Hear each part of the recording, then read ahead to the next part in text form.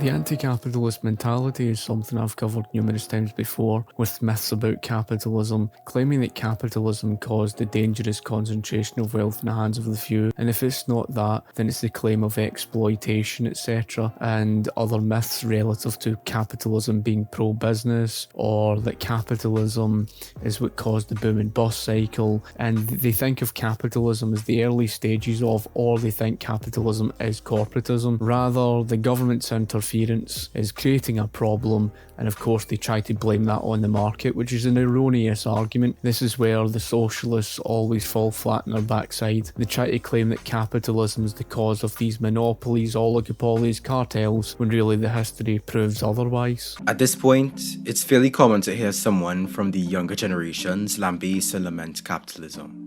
We can attribute many of the world's problems to capitalism. Hell, we can even attribute stubbing our toes on hostile architecture to capitalism. Was it the government that was responsible for that? Is it something to do with private property? If you were to stub your toe on something, that's your own fault. Vague anti-capitalism is not an ideology. In fact, you can go in many different directions if you end up entering the equally vague left. There's no such thing as market socialism, libertarian socialism. It is not jazz, it is chop. Has anybody here ever heard of the French Revolution before? Does anybody here know what happened to the people who did not get on board with the French Revolution? Say it louder. Say it louder. Or even democratic socialism. So it's all contradictory. Of course, it never ends up in the hands of the people. It's always in the hands of the state. In Mark Fisher's Capitalist Realism, Is There No Alternative? He posits the term capitalist realism to describe the current global political situation. Well, this guy, whoever wrote the book, honestly doesn't even have the first clue today with what capitalism is. And it's all today with decentralisation. It's today with free trade, prices being freely fluctuating in the marketplace. And capitalism, most importantly, is all about leaving the interest rates be to the free market so that the laws of supply and demand determine those things, even determining what your ratio is, and of course determining what money you've got. So in other words, the market determines what the money is. That was, of course, gold and silver. There was interference, and this is where the socialism breaks in, where it was controlling and manipulating the ratio, or controlling and manipulating the interest rates, etc. What you've been seeing has not been the fault of the market, been the fault of the intervention in the market, in other words, anti-capitalism. Where alternatives to the capitalist system remain invisible to the mainstream, and people find it impossible even to imagine a coherent alternative to it. I want you to think about that for a second. What he's basically trying to say to you is that he's trying to say that this mixed economy that you're living under is a capitalist system. The reason why that's a deeply flawed argument, in order for you to reach communism, he's saying that there's just this sudden jump. There has to be a transition, folk. Need I remind you, however, that social democracy is still capitalism, so the point still stands. They have managed to destigmatize the word socialism, but they've also managed to conflate socialism with a nicer capitalism in the minds of millions. Essentially, social democracy is going down the road of the mixed economy. It's a mixture between capitalism and socialism. When you're talking about this of social democracies, they typically believe in Keynesianism, basically, that's it. They believe in the strong mixture between the public and private sector, and inevitably with the mixed economy it can't avoid corporatism. The title is a play on the quote by neoliberal ghoul Margaret Thatcher, "There is no alternative," as well as the concepts attributed to either Frederick Jameson or Slavoj Žižek, which states that it is easier to imagine an end of the world than an end to capitalism. So the key word there is really just idealism. Economic reality will never permit it. But that isn't to say that the 1980s was a period of capitalism. They're trying to make it out as if, it was neoliberal. Neoliberal, there's no such thing. That somehow the 1980s was a period of strong deregulation, when in reality Margaret Thatcher had actually increased financial regulation. It's important to note that capitalist realism never asserts that capitalism is a perfect system. Rather, it relies on the absurd human nature argument, which I and others have already dismantled thoroughly. It asserts that it is the only system that is compatible with human desire and economic law. Well, the author is rather quite questionable, but he is right. The reality of human beings, we are self-interested. And in order for you to go against that, you need to try and control us. That's the only way you'll ever achieve your egalitarian utopia, because we aren't all the same. We've all got different needs and wants. And in order for you to cater for that, you'd have to leave things down to the market and leave consumers to drive what production is, in order for the market to know what to produce and where you're going to allocate resources, etc, etc. It's a bit like the deeply flawed argument you hear for socialists all the time. Like, they say that food and clothing and housing, as if you can just guarantee everybody a house, or you can guarantee everybody food, as if food is a human right. There's so much different types of food. And then on top of that, you've got everybody with their different tastes. You know, some people are lactose intolerant and other people have got nut allergies, etc, etc. You cannot plan for society based on food, because food isn't one thing. Because then how do you work out how much you're going to produce of each and every single option? That no system could operate without a basis on the private accumulation and hoarding of wealth and capital. Again, it's one of these things that the socialists just don't understand what wealth is. Wealth is really all down to the material possessions you can buy. So if there's a higher consumer consumption, there's greater wealth. If it was down to wages, then of course the Venezuelan people would be stinking filthy rich. But how are they stinking filthy rich if they can't even buy one toilet roll with all the paper currency that they've got? So how then can they accumulate all the wealth for themselves, given the fact that they're selling millions of products to millions of consumers across the world, like Amazon is doing every single year? Wally is a critique of consumerism, not capitalism. Of course, consumerism is a manifestation of capitalism, but you'll notice that even as Wally pans over cities of garbage and barren landscapes, even as it negatively portrays the worst excesses of corporate malpractice and automated dystopia, it fails to truly point to capitalism's foundational flaws as the source of Earth's demise. In fact, even post-apocalypse, the corporate monopoly of by and large endures. The megacorporation destroyed the planet and took its customers with it to space, where they regressed into beings of pure consumption. The fatness-laziness metaphor is problematically very prominent.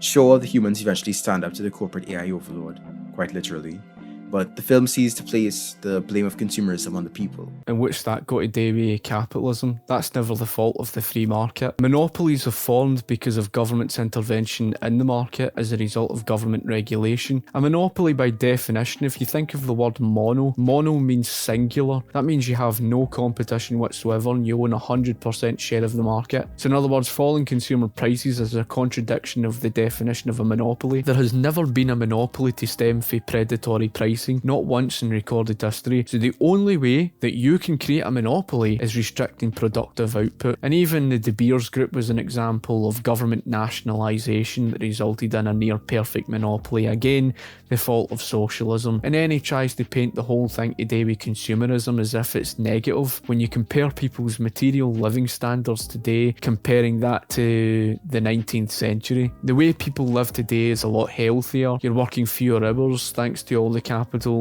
and the production. People are far wealthier today. The film basically says that it's these blobs' fault for not looking up from their gadgets and gulpers to go green and save the turtles. The reality is, with capitalism, land either appreciates or depreciates in value. The incentive of a private landowner or a business owner is to make a profit. So if their incentive is to make a profit, they've got the incentive to appreciate the value of their property. So in other words, if they cut down trees, they're depreciating the value of their property. So what's the incentive? To regrow the trees. That's the very reason why when you look at private parks and compare that to public parks, private parks typically look immaculate compared to the public parks that look like a dump. So you've got the whole thing where you've got the risk involved. You face the risk of facing losses and depreciating the value of your property because you face the direct consequences. Whereas when something's publicly owned, in other words, it's really owned by the government doesn't have to work for your money, so it's got no interest of how it spends your money. What I'm saying is the government's not faced with a risk. You are faced with a risk. You're faced with a risk because you work for your money, so you're going to be more cautious over how you spend your money. That's the difference between the private sector and the public sector. Down to the economic calculation problem, resource misallocation problems, I've already pointed all that out. It's a disaster on the environment, so how can you talk about that today with capitalism? Now, I'm not saying that capitalism's perfect and there wouldn't be certain disasters and mistakes that happen. Of course there is, but at least capitalism has the incentive to pay for that. That's something that government doesn't. In fact, with the release of the movie, the then billion-dollar Disney was pumping out plastic merchandise made with sweatshop labor. Over the years since then, Disney has expanded to consume more and more retailers, TV stations, streaming services, and brands. The multi-trillionaire conglomerate may have made you cry over robots and question your plastic straw purchases, but they're quite fine destroying the earth for profit. So again, he's using the example of corporatism, he's using the example of Disney, and again, he doesn't understand anything at all to do with profits. I pointed that out previously. He just thinks something that's for profits means it's just greed, etc. It is important to note, however, there is a difference between corporatism and that to do with the free market. When it comes down to the environment and all the waste that's occurred, a lot of that's to blame on government subsidies, the government's regulation. It's not the fault of capitalism. I destroyed second thought on that argument. You can see the colossal difference, and again, check out my video on the subsidies, etc., why it's destructive. He tries to conflate it as if it's all the same. They don't see the vague anti-consumerism or vague anti-capitalism in their content as a meaningful threat to their interests. If there's a market for anti-capitalism, capitalists will sell it to you. Wrong, because there's a colossal difference between a socialist that's known as a political entrepreneur. In other words, they're basically cronyists or corporatists. They are a variant and type of socialist. They use socialism to gain leverage over the market. A capitalist is what you call a market entrepreneur. So the difference in history between a market entrepreneur and a political entrepreneur, kind of like Cornelius Vanderbilt in the steamship industry compared to that of his competition, which was Edward Collins. Again, a market entrepreneur strongly supports the free market, whereas a political entrepreneur opposes the free market. It seems easier to react to Jordan Peterson or Steven Crowder as if their relevance hasn't waned since 2016, or take down another garbage Prager U video. Something that I'm sick and tired of is them using the name Prager U as if that's an argument to discredit them. They try to critique Prager U just by simply saying, oh, it's Prager U, as if that's an argument. Simply saying a name does not discredit the actual organisation or whatever. Likewise, it's the same with the Mises Institute, and I've seen it numerous times. Let's talk about anti-capitalism in activism. Vague anti-capitalism is a very prevalent sentiment in progressive organising spaces, no matter the movement. There's nary a protest on the street these days that doesn't have at least one signpost calling out capitalism, or at least particular corporations. But the very act of protest has been, to a significant extent, co-opted. Thanks to the efforts of the media, non-violence activists, and NGOs, protests have become naught but a gesture of resistance, without any actual muscle to back it up. The rinse-repeat cycle of protest, tear gas, arrest, bail fund needs to be broken. It's about time these resources and efforts were put into enduring, powerful movements that operate outside of the mainstream liberal solutions of demanding reform or demanding abolition. Demanding abolition will never manifest it. Abolition must be part of a militant political program. And do exactly what the Soviet Union did in murdering the kulaks, all in the name of overthrowing, in the name of revolution. There you have it, folk. That's exactly what these socialists do. It's exactly why so many people end up being killed. Dare disagree with socialism, that's exactly where you end up. Else it'd be co-opted again and again. The state will never abolish itself. Your continued investment in it will only serve to keep it chugging. There you have it, folk. In other words, the state will never get rid of itself. There's a massive concession. I've finally got the answer for a socialist. The state might get rid of the private sector, but the state will never just give up, relinquish its power. All they're left with is using the means of force, in other words, violence. This is where exactly it all leads. Violence and so many people losing their life, and they have to use it against you, because that's the only way that collectivism can be. So basically his conclusion is really just all the same. The only way that you can achieve socialism is forcing it upon everybody else. You can forget about running your own private business, etc. They want to force everything upon you. That's actually something that's basically leading you right down the road of, totalitarianism and mass murder. It leads to genocide. I mean, I don't really need to say much more than that. If you've got anything you'd like to add in yourself, comment in the comment section below. Of course, if you like the video, be sure to like the video, share the video or whatnot. Of course, thank you for watching my video, and I shall talk to you later. Cheers.